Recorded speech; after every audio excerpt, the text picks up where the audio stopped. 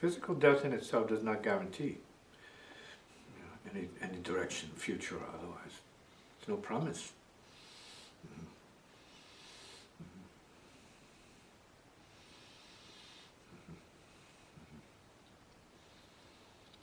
So you have people who are, let's say, psychologically and psychically deprived or inhibited or handicapped. And then you have those who say, well, they're dying, they're not present, they are deranged or sick or something. And so when they pass, they're going to be liberated and so on. We don't know that. No one knows that for sure. There's no guarantee. The next level of lessons could be worse than the human. Some people have to go way low, down to lower levels of existence before they start up again. We don't know that.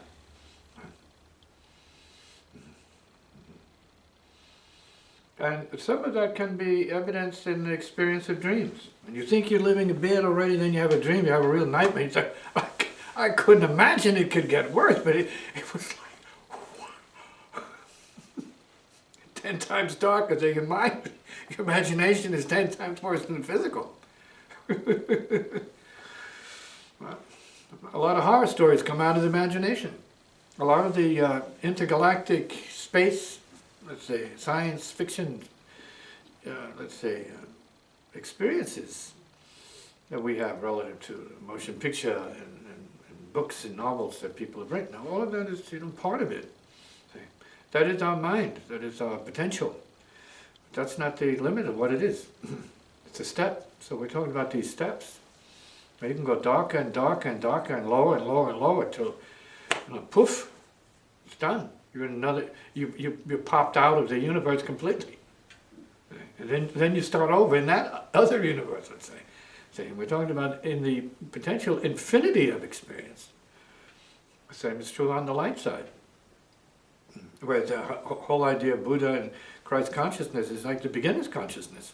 It's just the beginning. You begin on a new level, and you start again from there. It's relative.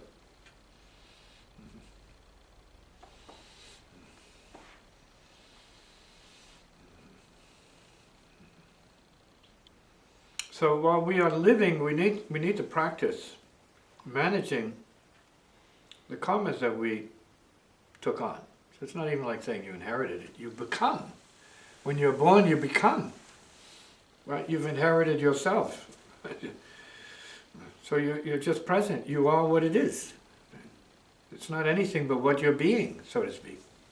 So we have to be prepared to handle that properly. And then consider from the, let's say, the level of potential, intelligence and imagination and creativity, how should you be? How else to be in the light of what you are being from birth? Whether that's good, whether that's bad or indifferent. Neither. And so this is the opportunity. This is what life is about. Yes, creation, but it's also the recreation, which means, in a way, rejecting the original creation. Rejecting it, because where we come from is not limited. So it is within our nature and within our rights as spiritual beings to reject what we were born into in order to become something infinitely better. So you're not the form, and that's what realization is, not being subject to and limited by the appearance of what anything is. So the physical form. You're born physical, but you're also born spiritual. The spiritual is infinite. Physical is very finite. That's form. Saying, no, we have to be true to our nature as formlessness. See, superhuman intelligence. It's a theory, concept. But there are those out here who know what that means, and they're working hard at making sure that that is made real for the sake of others. Say that's also true musically. You have your conventional stuff, but you have your creative stuff that's way beyond anything anybody can do. See, as a self, see, as a formed being, see, as a self looking in the mirror, a being, which is being limitation. You to see beyond the mirror and see what is as a window to see the universe through, see the infinite through. Then we're getting closer to what our potential is. See? So who you are then is really the question relative to what you see the potential is for yourself. Say, well, you haven't even started on the path of potential yet, not even conceiving of it properly yet. Could be. And all the teachings and all the techniques, all the practices that are given are just baby steps. If you could let it all go and just be and start to receive what it is in terms of the truth and the heart is the universe, mantra, then there's possibility then. And if you could play from that, then you should be playing something you've never heard before. And each one of us is capable of that, or seeing things we've never seen before. Because then you're opening your mind to what is infinite, which is so profound. It could be scary. It could be something to fear. See? And we're talking then about creation. The universal intelligence we have is everything. See? And in that case, you might be better off with nothing. Coming. So, unlike a lot of people who discuss the subject, you're not putting any reward and punishment terms as to what happens after this life. Is any of that relevant, or any of those assumptions? Well, I think they are relevant to certain cultures, and pertinent to certain cultures who have these beliefs, traditions. And the tradition is really a belief system as well as an actualizing process for those who are subject to it. And thus people become extensions of their culture, their traditions, you might say schools, their families, their blood, their planet. We're talking then about planetary evolution. So we can add to it that, well, it's good or bad, but we need to know that directly from our own actions, from our own mind, what is good and what is bad. And that sense of value is what determines, for most people, whether or not they end up happy or sad, or they end up in some kind of heaven or some kind of hell, which means a worse condition than the earth condition, which is purgatorial. This is purgatory. There's no other purgatory. See, there's no other middle world that's more purgatorial than the one we're living in this moment. This is it. Right. What you do and say affects whether your vibrations rise or they fall. Yeah. So, do belief systems generate the life beyond this one? No, life is being generated beyond belief systems in terms of organic processes. So it's not about believing it.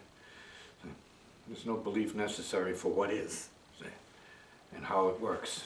Like nature, cosmic nature. You don't have to believe in it. It just is. It is Lord. It's nothing else that's Lord but the nature of things. And then we're saying, well, the highest nature then is maybe what is true nature, which means no nature, which is paradox. Which means it's beyond the mind, so give it up, kids.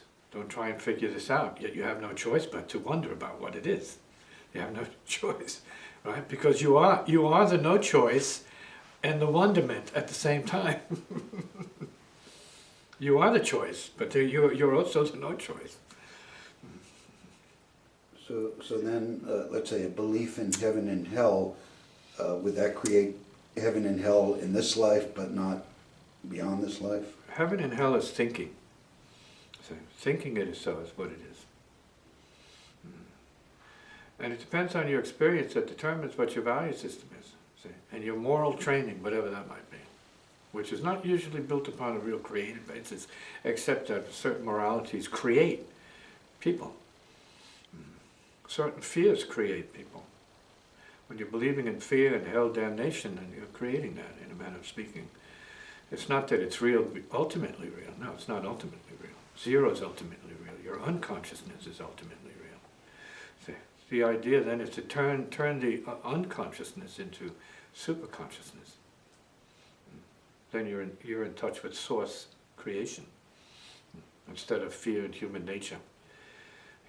as handed down as something to fear and something to be, let's say, limited to. See? Or particularly just in some kind of agreement with because of, let's say, authority, let's say, created out of, let's say, controlling the masses and dominating cultures. Yeah, like men dominating women, women dominating men, and so on and so on. Humans dominating animals. And when the animals were bigger, earlier in the time track, they dominated. It was a matter of who could eat who first. And then you have your order of domination and the survival of the species. So if we displace belief systems with uncertainty, are we... Belief is uncertainty. That's why you believe, because you're not sure. I believe it so. So it's a form of uncertainty. So what we're talking about is replacing belief and uncertainty, and even faith, with knowing, which is certainty, knowing. Basic knowing, original knowing. And that's what is true. What you know beyond any doubt is your actual, real. You know your being. That's about as real as you can be. You know you're here, being. But you don't really know to what degree anything you think about is real. It's a different stream. It's a different process. But you are absolutely here being. That's final, until you're not being here.